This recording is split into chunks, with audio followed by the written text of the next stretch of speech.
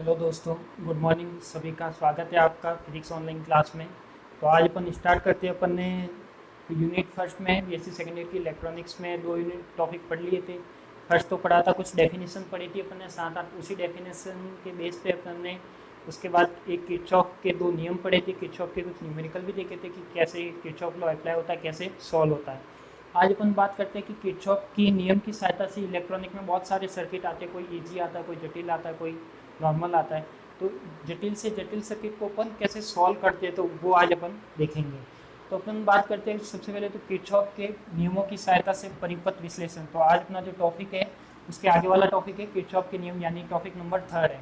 तो किरचॉफ की सहायता से किरचॉफ के नियम की सहायता से परिपथ विश्लेषण, यानी Kirchhoff circuit analysis with the help of Kirchhoff law, यानी किरचॉफ का जो नियम थे, अपन ने दोनों नियम पढ़े, प्रथम नियम और सेकंड नियम। उन दोनों नियम की हेल्प लेते हुए हम सर्किट को कैसे सॉल्व करते हैं वो आज अपन देखते हैं। तो सर्किट को सॉल्व करने के अपने पास क्या है, 2 मेथड है। तो अपने पास एक तो अपन फर्स्ट मेथड की बात करते हैं। वैसे 2 मेथड है अपने पास जो सर्किट को सॉल्व करने के, वो है फर्स्ट तो है नोड और जंक्शन एनालिसिस, यानी नोड या संधि विश्लेषण। जो दूसरा मेथड है अपने पास पास या लूप विश्लेषण। तो अपन कह सकते हैं फर्स्ट की बात करते हैं सबसे पहले नोड या संधि विश्लेषण की, ये कैसे हेल्प करता है सर्किट को सॉल्व करने में।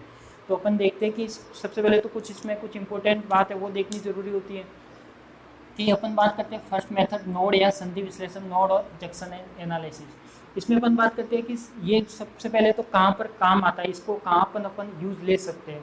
तो यूज लेने का मीनिंग है कि कोई भी सर्किट हो उसमें क्या हो, अपने पास वोल्टता निकालनी हो, यानी कह सकते हैं कि कोई भी नोड पॉइंट ले लिया अपन ने, कोई भी सर्किट ले लिया, सर्किट में क्या ले लिया अपन ने, कोई भी नोड पॉइंट ले लिया। उस नोड पॉइंट पर क्या कोई वोल्टता ज्ञात करनी है, या फिर क्या करना है अपन को, पोटेंशियल डिफरेंस या पोटेंशियल निकालना है, यानी 2 बिंदुओं के बीच में क्या निकालना है अपन को, वोल्टेज निकालना है। तो अपन क्या कर सकते हैं, ये मेथड काम में ले सकते हैं।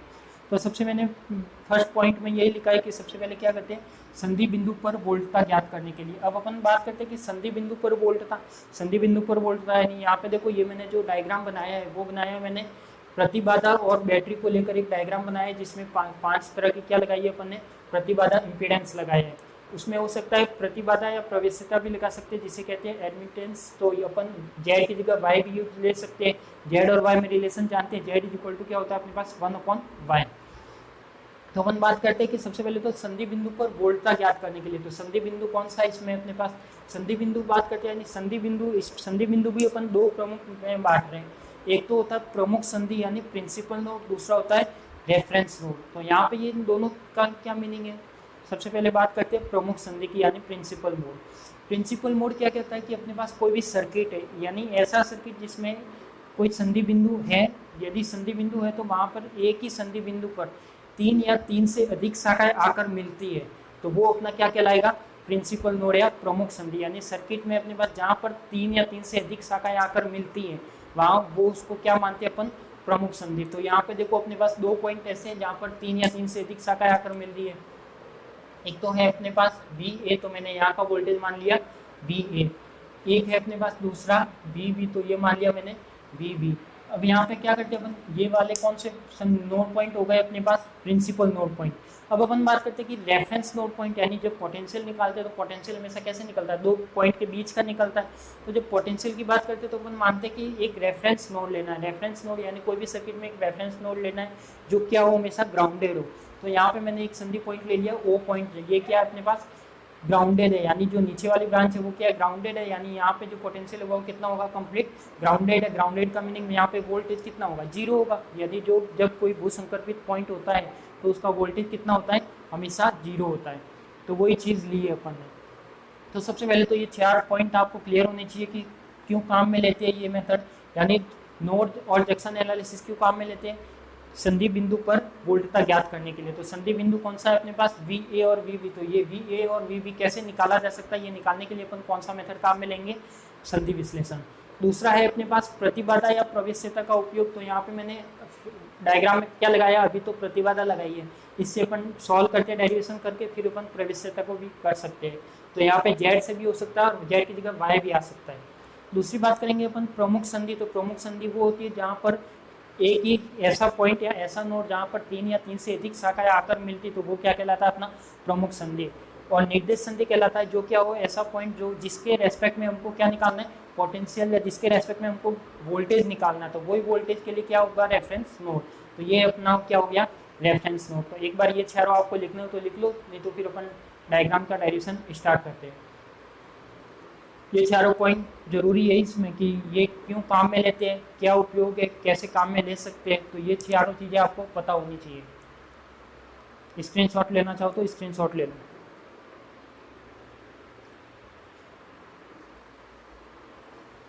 अब अपन बात करते हैं कि ये तो हटा दो यहाँ से।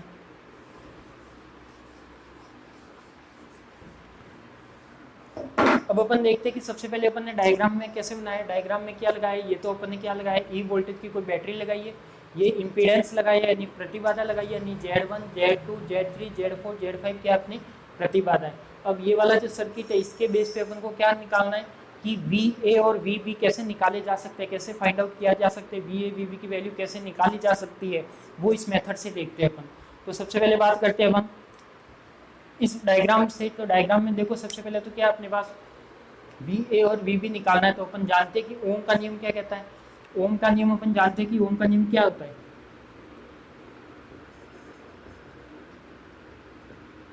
ओम का नियम कहता है V इज इक्वल टू क्या होता है, आई आर होता है। पर ये आर क्या प्रतिरोध है, पर यहाँ पे प्रतिरोध की जगह क्या है अपने पास इम्पीडेंस है, इम्पीडेंस है पर रजिस्टर ना होके क्या है जेड है, तो अपन क्या लिखेंगे ओम के नियम से V इज इक्वल टू क्या हो जाएगा अपना आई जेड हो जाएगा। अब अपन बात करते हैं कि यहाँ पे V equal to I Z हो गया। अब अपन को क्या निकालना है, सबसे पहले I1 I2 I3 I4 और I5 की वैल्यू निकालनी है। तो यदि या फिर अपन कोई भी दो संधि पॉइंट ले लेते हैं, सबसे पहले तो संधि पॉइंट लेते हैं संधि बिंदु ए के लिए।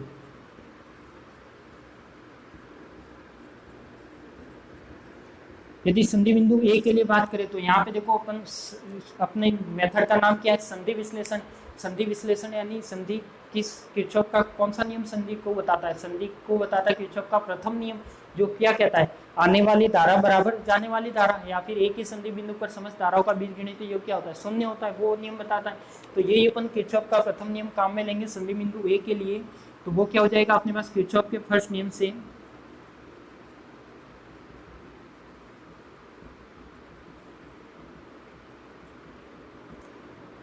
तो ये हो जाएगा अपने पास। देखो संधि बिंदु ए की बात करें तो ए पर आने वाली धारा कौन सी है, यानी आने वाली धारा अपने पास कौन सी है, संधि बिंदु ए पर बात करें तो I1 है, तो ये हो जाएगा I1।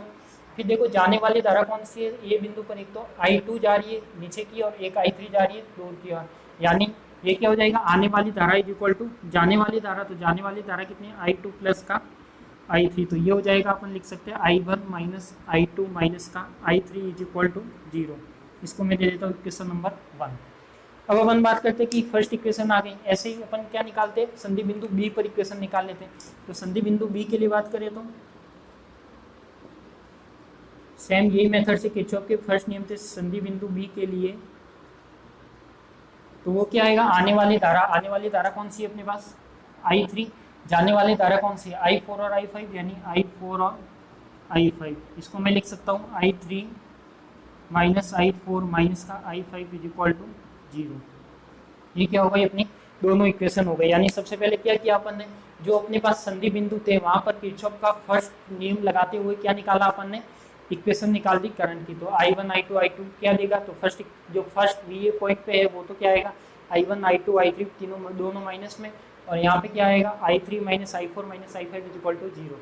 अब ये चीज़ तो अपन ने निकाली। अब अपन ओम का नियम जानते क्या होता है, V is equal to I Z होता है। तो V is equal to I Z, यानी ओम का नियम हम जानते हैं कि क्या होता है V is equal to I Z. अब अपन बात करते हैं ये आई जेड है, तो यहाँ पे अपन को क्या निकालना है, सबसे पहले अपन को चाहिए I1 चाहिए, I2 चाहिए, I3 चाहिए, I4 I5 ये भी चाहिए। तो अपन यहाँ पे निकाल सकते हैं कि जब I1 निकालना है, सबसे पहले किसकी बात करते हैं अपन I1 की। तो यहाँ से देखो I इक्वल टू क्या आ जाना चाहिए V बाई जेड आ जाना चाहिए। तो यदि I1 की बात करें, I1 यानी अपन इस सर्किट की बात करें, तो इस सर्किट की बात करें तो देखो यहाँ पे वोल्टेज कितना है V, यहाँ पे कितना है E, यानी इस ब्रांच पे क्या होगा अपने पास जो पोटेंशियल होगा वो कितना होगा, यानी डिफरेंस देखा जाए तो E माइनस का V है, यानी करंट इस डायरेक्शन में जा रही है। अपन यहाँ से चलते हैं तो ये क्या आ जाएगा E माइनस का VA। तो ये I1 की वैल्यू आ जाएगी अपने पास E माइनस का VA अपॉन में क्या आ जाएगा Z। ऐसे यदि I2 की बात करें तो I2 कितना आएगा अपने पास, देखो I2 आएगा अपने पास यहाँ पे I2 के लिए V कितना रहेगा, ऊपर वाला पॉइंट है यानी फर्स्ट पॉइंट तो क्या है VA। अब यहाँ पे जो सेकंड पॉइंट है इसका वोल्टेज कितना है 0, यानी अपन कह सकते हैं कि VA minus 0, VA minus 0 upon में क्या रहेगा Z2। अब अपन बात करते हैं I3 की, यानी I3 निकालते हैं तो I3 कितना आएगा अपने पास, I3 आ जाएगा अपने पास, बताओ I3 कितना आएगा। I3 कह सकते हैं कि वो आएगा अपने पास VA माइनस VB अपॉन में Z3। ऐसे ही I4 कितना आएगा, I4 आएगा अपने पास VB माइनस का 0, यानी एक ये पॉइंट ये 0 है तो ये VB माइनस 0 अपॉन में Z4। ऐसे ही I5 कितना आएगा, I5 आएगा अपने पास VB माइनस का 0 अपॉन में Z5। ये चीज़ आएगी अपने पास। यानी यहाँ पे क्या हुआ, सबसे पहले तो I1 निकाला तो I1 E माइनस का VA अपॉन में Z1 किसके, इस फॉर्मूले से। सेकंड के लिए I2 निकाला तो VA माइनस का 0 अपॉन में Z2। I3 निकाला तो VA माइनस का VB अपॉन में Z3 और VB माइनस 0 अपॉन में Z4। और I5 VB ये यहाँ पे क्या है 0 है, यानी VB माइनस का 0 अपॉन में Z5। तो ये वाली क्या आ गई अपने पास, सभी वैल्यू आ गई। अब ये वैल्यू आपको कहाँ रखनी है, I1 I2 I3 I4 और I5, ये सभी वैल्यू रखनी कहाँ है आपको, एक तो ये इस इक्वेशन में रखनी है, दूसरी इस इक्वेशन में रखनी है। तो अपन रख सकते हैं ये वाली वैल्यू।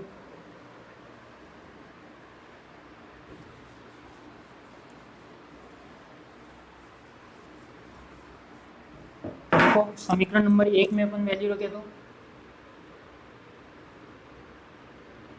समीकरण 1 में रख सकते हैं, तो ये क्या आ जाएगा अपने पास I1 I2 I3। पर एक चीज ध्यान रखना कि बुक में क्या है आपके पास, जो आप कोई भी बुक देखोगे उसमें हो सकता है Z से भी काम में लिया जा सकता है और Y से भी लिया जा सकता है। तो जो आपकी ज्यादातर बुक में दे रखा है वो क्या दे रखा है, Y दे रखा है, पर जरूरी नहीं कि हमेशा Y हो। Y से अपन कैसे सॉल्व आउट करते हैं वो आपको ध्यान होना चाहिए। वैसे Z से तो आप इस तरह से निकाल सकते हो। तो ये अपना I1 I2 I3 I4 I5 आ गया। इनमें क्या रखोगे, ये सब वैल्यू रखोगे तो मैथमेटिकली की दो इक्वेशन आएगी, दो इक्वेशन से आप सॉल्व करके क्या निकाल सकते हो, VA और VB निकाल सकते हो। तो इसीलिए कि सर्किट में अपन यदि Y की बात करें तो देखो यहाँ पे मैं Z की जगह क्या कर देता हूँ, Y कर देता हूँ एक बार के लिए।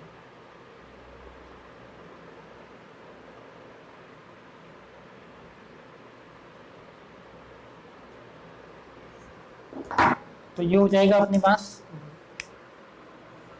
Y1 Y2 Y3 Y4 और Y5। Y यानी प्रवेश्यता यानी अटेम्पटेंस। तो जस्ट Z का क्या होता है, उल्टा होता है, यानी Z का ऑपोजिट होता है, वो क्या होता है, Y होता है।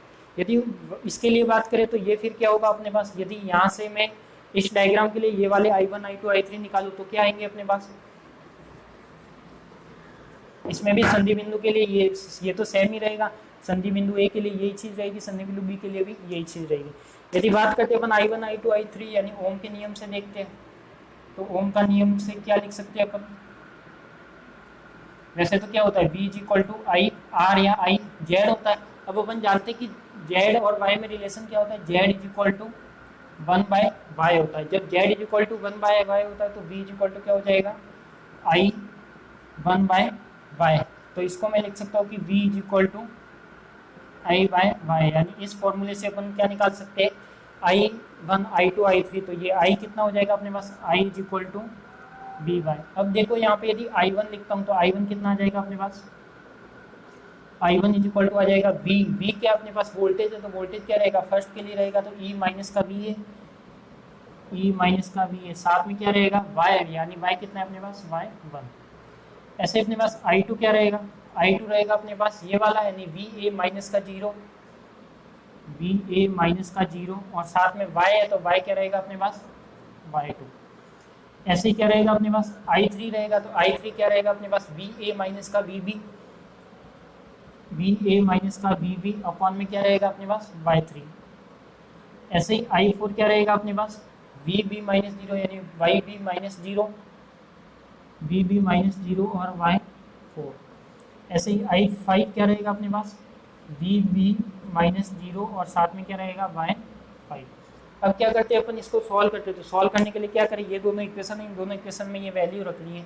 तो सबसे पहले तो इक्वेशन नंबर फर्स्ट में ये वैल्यू रखते हैं, तो I1 माइनस कितना है I2 माइनस का I3 इज इक्वल टू 0। तो I1 की वैल्यू कितनी है अपने पास, E माइनस का VA, और साथ में क्या है Y1 माइनस I2 कितना है VA माइनस का 0 Y2, I3 कितना है माइनस का VA माइनस का VB साथ में Y3 इज इक्वल टू क्या आ जाएगा 0। यदि इसको सॉल्व करते हैं तो VA अलग कर लो, VB अलग कर लो, तो ये क्या हो जाएगा EY1 minus VA Y1 minus VA Y2, ये हट जाएगा माइनस, ये माइनस है, जब इसका मल्टीप्लाई हो गया तो ये माइनस का आ गया, ये होगा तो VA Y3, और ये कितना हो जाएगा प्लस VB Y3, क्योंकि ये माइनस भी क्या होगा मल्टीप्लाई होगा, इज इक्वल टू क्या रहेगा 0।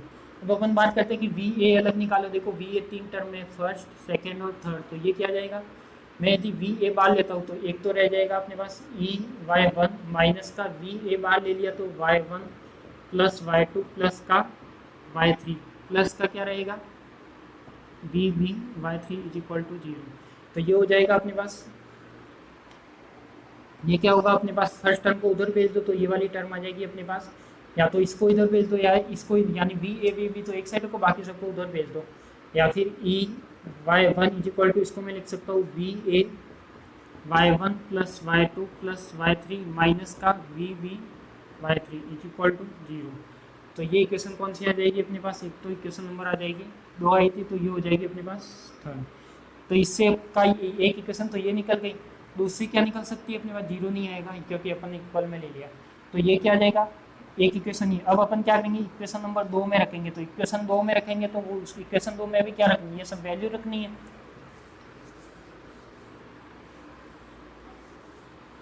तो इक्वेशन 2 में वैल्यू करेंगे तो इस इक्वेशन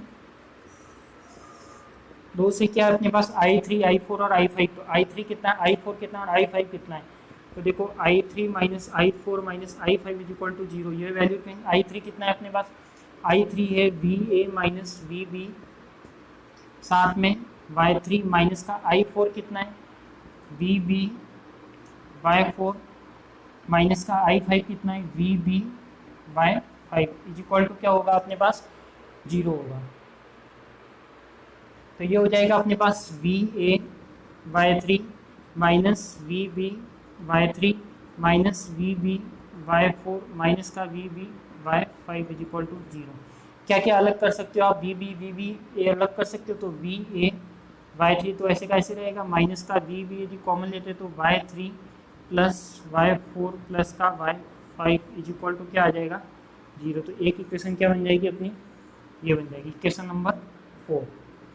तो देखो अपने पास संधि बिंदु, जितने संधि टोटल संधि बिंदु लिए थे, यानी अपन ने इस डायग्राम में संधि बिंदु कितने लिए थे, एक ये लिया था, यानी जो प्रमुख संधि प्रिंसिपल नोड लिए थे वो 2 थे, और एक कौन सा था रेफरेंस नोड। तो यहाँ पे अपने पास यदि 3 संधि लेते हो तो इक्वेशन कितनी आनी चाहिए, 2 आनी चाहिए, यानी जितने संधि बिंदु होंगे उससे इक्वेशन कितनी आएगी, एक कम आएगी, यानी संधि बिंदु n है तो इक्वेशन आएगी वो कितनी आएगी n-1 आएगी।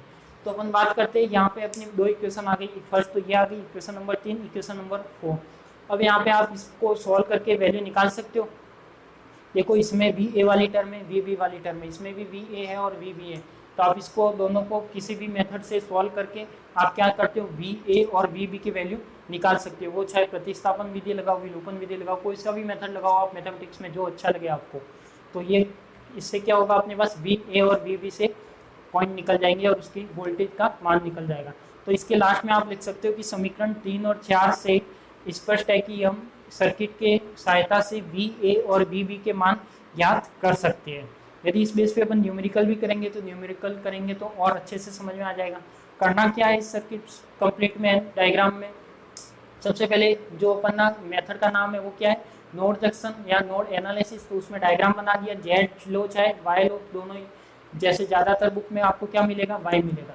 तो यहाँ पे क्या अपने पास VA अपन ने जो संधि बिंदु प्रमुख संधि लिए, तो ये प्रमुख संधि प्रिंसिपल नोड होगा VA और VB, रेफरेंस नोड हो गया ये वाला। अब इसमें क्या करना अपन को, सबसे पहले वोल्टेज लिखना है, यानी I1 निकाल लिया, I2 निकाल लिया, I3 I4 I5 निकाल लिया, किसकी सहायता से, ओम के नियम की सहायता से। तो सबसे पहले तो ओम के नियम की सहायता से अपन ने ये वैल्यू निकाली, फिर ये जो संधि बिंदु पर किरचॉफ का फर्स्ट नियम से संधि बिंदु वाली इक्वेशन निकाली थी, आने वाली धारा बराबर जाने वाली धारा, तो उसमें क्या किया, ये सब वैल्यू रख ली, तो ये इक्वेशन आ जाएगी आपकी। तो इसकी सहायता से क्या होगा, आप VA और VB आसानी से निकाल सकते हो।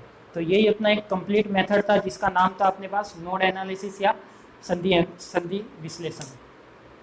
तो स्क्रीनशॉट लेना चाहो तो ले सकते हो आप, इसको प्रॉपर अच्छे तरीके से नोट्स में लिखो, डायग्राम अच्छे तरीके से बनाओ। डायग्राम में ध्यान रखना, एग्जाम में बनाओ जब 2 कलर का पेन यूज लेना, क्योंकि इसमें कई बार करंट की डायरेक्शन शो करनी होती है, कई बार अपन नाम देते तो सब मिक्सअप हो जाता है और डायग्राम में कुछ समझ में नहीं आता, तो डायग्राम को 2 पेन से यूज कर लिया करो। एक चीज ध्यान रखना कि यदि कोई न्यूमेरिकल आता है, न्यूमेरिकल में यदि यहाँ पे आपको क्या दिया हुआ है, ओम दिया हुआ है, यानी कोई भी प्रतिरोध का मात्रक दिया हुआ है, यूनिट ओम दी हुई है, तब तो वो क्या है, अपना जेड है। यदि ओम यूनिवर्स दिया हुआ है तो वो क्या है, अपना वाई है। तो ये चीज आप ध्यान रखना, कंफ्यूजन मत हो जाना कि जेड इक्वल टू क्या होता है, अपना 1/y होता है। तो यदि ओम दिया है तब तो क्या अपना जेड है, और ओम यूनिवर्स दिया है तो वाई है। तो इसकी सहायता से आप क्या कर सकते हो, इस तरह से VA और VB के मान निकाल सकते हो। तो इस बेस पे अपन एक न्यूमेरिकल भी करेंगे पूरा कंप्लीट, तो आपको और अच्छे से समझ में आ जाएगा। स्क्रीनशॉट लेना चाहो तो ले सकते हो।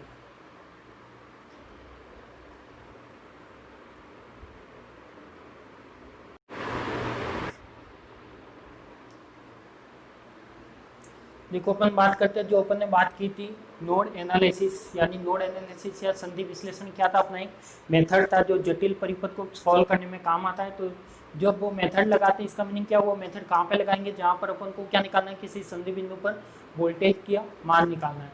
तो यहाँ पे देखो सबसे पहले अपन ने क्या किया, सर्किट बना लिया। जो सर्किट बना लिया तो इसमें क्या है, देखो सबसे पहले तो ये नोटिस करो कि इसमें ओम दी यूनिवर्स है या ओम है। तो यहाँ पे अपन को क्या दे रखा है, ओम यूनिवर्स। ओम यूनिवर्स यानी यहाँ पे क्या दे रखा है अपन को, वाई की वैल्यू दे रखी है, ना कि जेड की। यदि ओम होता तो क्या होता है, यहाँ पे जेड होता। फिर वो पूछ रहा है कि जटिल जाल में क्या निकालो, वोल्टेज के मान ज्ञात करो। तो वोल्टेज यानी VA और VB जो वोल्टेज है, इसके मान निकालनी है। तो यहाँ पे अपन जो डायरेक्शन किया था उसी प्रोसेस से आप इसको आसानी से कर सकते हो। तो find the value in network, यानी फाइंड द वोल्टेज वैल्यू, यानी VA और VB के मान निकालने। तो ये मेथड काम में लेके, कौन सा मेथड, नोड एनालिसिस। तो मेथड का नाम क्या है अपना, नोड एनालिसिस। तो ये वाला मेथड अपन काम में लेते हुए क्या निकालेंगे, इसके मान निकालेंगे। देखो तो निकालते हैं। तो सबसे पहले तो क्या करते हैं, अपन बात करते हैं कि सबसे पहले क्या करें, अपन संधि बिंदु A ले लेते हैं। तो ले लिया मैंने संधि बिंदु A पर।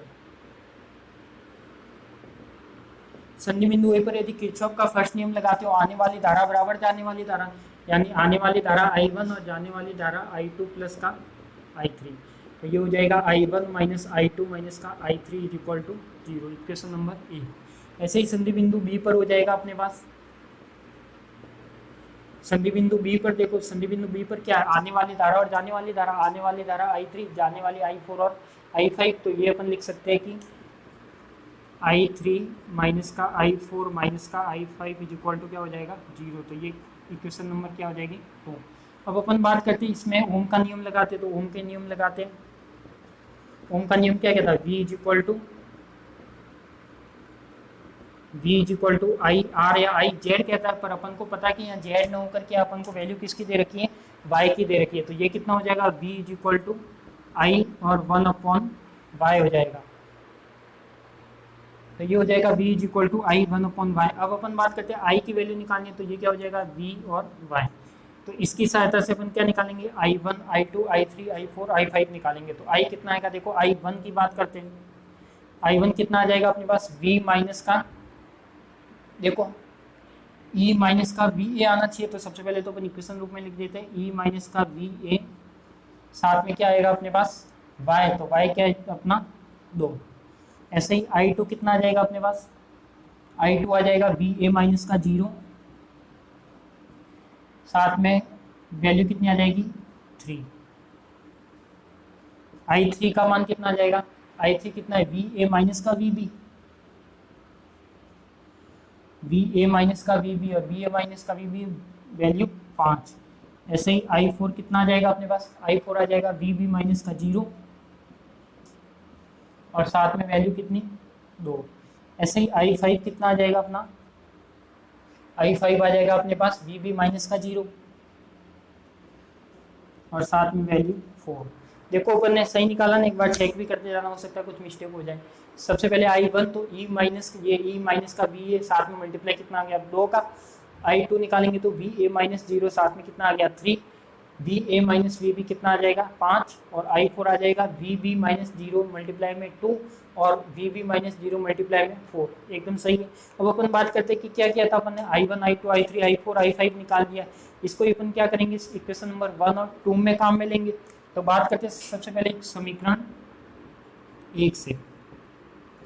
तो समीकरण 1 से बात करते तो ये क्या आएगा अपने पास, समीकरण 1 से बात करें तो I1 माइनस I2 माइनस का I3 इज इक्वल टू कितना आना चाहिए 0। तो ये सब वैल्यू रखते हैं। तो I1 कितना है अपने पास, I1 कितना है E माइनस का VA, साथ में 2। I2 कितना है, मैं डायरेक्ट लिख सकता हूँ VA माइनस 0, तो ये क्या है 3VA माइनस I3 कितना है VA माइनस VB, साथ में 5 इज इक्वल टू 0। इसको सॉल्व करें तो क्या आ जाएगा 2E माइनस का 2VA माइनस का 3VA माइनस का 5VA plus 5VB is equal to 0। देखो मल्टीप्लाई कर लिया, ओपन कर लिया, तो 2E माइनस का 2VA माइनस का 3VA माइनस का 5VA प्लस का 5VB। अब VA वाले अलग ले लो और VB वाले अलग ले लो। तो 2E तो क्या रहेगा अपने पास, ऐसे का ऐसे रहेगा 2VA है, तो VA कितने अपने पास 1 2 3 VA, यानी 3 और 2 5, 5 और 5 10, तो माइनस का 10VA प्लस का 5VB इज इक्वल टू क्या आ जाएगा 0। तो अपन कह सकते हैं कि 2E is equal to 10VA minus का 5VB इज इक्वल टू क्या हो जाएगा 0। इक्वेशन नंबर क्या आ जाएगी 3। क्या किया अपन ने, जो I1 I2 I3 I4 I5 था वो निकाल के किस में रखे, इक्वेशन नंबर 1 में। तो अपने पास आ गया ये वाली इक्वेशन। अब अपन बात करते हैं समीकरण नंबर 2 से। तो समीकरण 2 से करेंगे तो क्या आएगा, देखो इक्वेशन नंबर 2 में क्या, इक्वेशन 2 में I3, तो I3 की वैल्यू कितनी है, यानी I3 minus I4 minus I5 is equal to कितना अपने पास 0। तो I3 कितना आ जाएगा, I3 आ जाएगा अपने पास VA minus VB, VA minus VB साथ में कितना 5।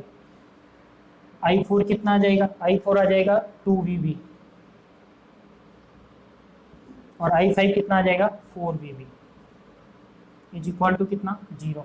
यहाँ पे लिख सकते हैं अपन 5VA माइनस 5VB माइनस का 2VB माइनस का 4VB इज इक्वल टू 0।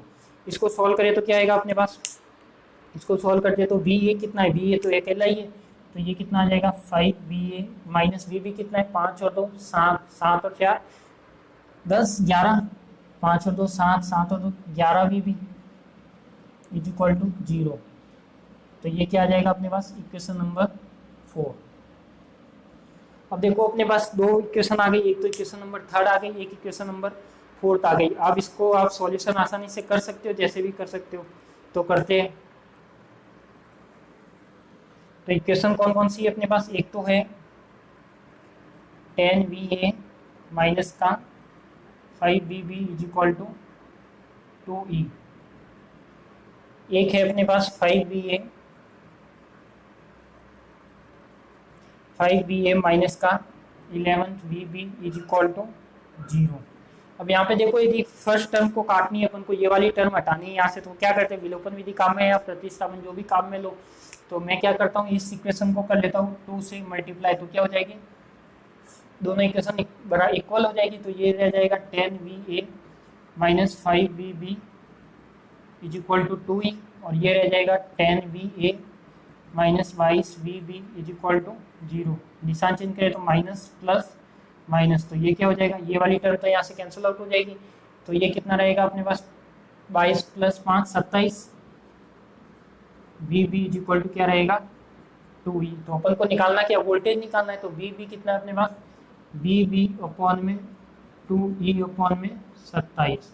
अब देखो VB की वैल्यू कितनी आ जाएगी अपने पास, VB आ जाएगा 2E कितना है 54, यानी 2 इंटू 54 अपॉन में क्या आ जाएगा 27। तो ये कितना रह जाएगा 2। तो VB इज इक्वल टू कितना आया अपना 4 वोल्ट। यानी वी बी कितना आ गया अपना 4 वोल्ट। अब यदि वी ए निकालना है तो वी ए निकाल सकते हो, कोई सी भी इक्वेशन में वैल्यू रख दो। जो अपनी इक्वेशन थी 5VA, तो 5VA माइनस 11, यानी इक्वेशन नंबर इसमें रख रहा हूँ मैं, तो 11 वी बी की वैल्यू कितनी है 4 इज इक्वल टू 0। तो ये हो जाएगा 5VA minus 44 is equal to 0। तो VA is equal to 44 upon में 5। तो VA की वैल्यू कितनी हो जाएगी 44 अपॉन में 5, और ये कितनी हो जाएगी 4। तो इस तरह से ये आपका न्यूमेरिकल सॉल्व होगा। तो सबसे पहले वही नोड एनालिसिस मेथड काम में लिया है। डायग्राम को देखना है कि जेड दे रखा है या वाई दे रखा है। यदि जेड दे रखा है तो यहाँ पे ओम होगा, यदि वाई दे रखा है तो ओम यूनिवर्स होगा। तो यहाँ पे ओम यूनिवर्स है, इसका मतलब क्या दे रखा है वाई दे रखा है। तो यहाँ पे ये सबसे पहले संधि बिंदु ए और संधि बिंदु बी पर क्या लगाया अपन ने, जो प्रमुख संधि थी वहां पर क्या लगाया, किरचॉफ का फर्स्ट नियम की सहायता से आने वाली धारा बराबर जाने वाली धारा से इक्वेशन नंबर 1 इक्वेशन नंबर 2 मिल गई। फिर अपन ने क्या किया, ओम का नियम लगाया। ओम का नियम y is equal to I Z, तो जेड की जगह क्या अपना 1 अपॉन वाई। अब यहाँ आपसे देखते हैं कि y की वैल्यू, तो इस तरह इस सहायता से क्या निकाल लिया, पोटेंशियल निकाल लिया दो बिंदु के बीच का। तो यहाँ पे जब ये वाला ग्राउंडेड है तो ये वाला पॉइंट 0 होगा, ये वाला 0 होगा, ये वाला भी 0 होगा। तो अपन कह सकते हैं कि ये वाला जो निकलेगी इक्वेशन वो कैसे निकलेगी, इस फॉर्म में निकलेगी। फिर कुछ नहीं किया, ये वाली वैल्यू समीकरण 1 और 2 में रखी है, और इसके रखने के बाद जो भी इक्वेशन है इसको सॉल्व किया। तो यानी 3 पॉइंट माने थे, 1, 2 और 3। इक्वेशन नंबर कितनी आई, तो अपनी 2 आई। तो जब 2 इक्वेशन आई इसको सॉल्व किया किससे, प्रतिस्थापन या विलोपन से, तो वो क्या आ गया, अपना वैल्यू आ गई। तो देखो ये सही है या गलत है, यदि आपको चेक करना है तो कर सकते हो। अपन ने क्या 2 वोल्टेज पॉइंट लिए, यानी एक तो VA लिया, VB लिया। टोटल वोल्टेज कितना था 54 था, टोटल वोल्टेज 54 था। तो अपने पास VA तो कितना आया 44 अपॉन में 5 प्लस दूसरा कितना आया 4। तो ये कितना हो गया 5, 44 प्लस ये कितना हो जाएगा 20, यानी कितना हो जाएगा 54 अपॉन में 5। तो इस तरह से ये वाली चीज़ें कर सकते हो। तो ये था अपना नोड एनालिसिस। अब इसके आगे जो दूसरा मेथड है वो अपन नेक्स्ट क्लास में बात करेंगे। कौन से मेथड की, लूप एनालिसिस। तो जैसे अपना नोड एनालिसिस है, संधि विश्लेषण था, वैसे ही अपना क्या है लूप विश्लेषण है। तो आप इसको अच्छे से लिख लो नोट्स में। वैसे इस टाइप के एग्जाम्पल और भी आपको करने हैं। तो कुछ नहीं होगा इसमें, केवल वैल्यू चेंज होगी, बाकी वो का वही रहेगा सेम। ये चेंज हो सकता है कि वाई की जगह क्या हो सकता है जेड हो सकता है। तो आप सभी को धन्यवाद। अपन मिलते हैं नेक्स्ट क्लास में नए टॉपिक के साथ, दूसरे मेथड के साथ।